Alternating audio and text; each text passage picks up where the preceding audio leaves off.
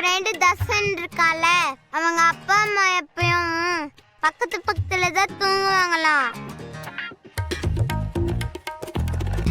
அப்பதான் அவங்க பாசமா இருப்பாங்கன்னு தர்ஷன் அம்மா சொன்னாங்களாம். அக்கா நீ அந்த பக்கம் போக்கா. போக்கா. ஐயோ உன் தொல்லை தாங்க முடியலடா. தமிழ் தமிழ் என்னடி பண்ற? அம்மா நவுருமா. ஐயோ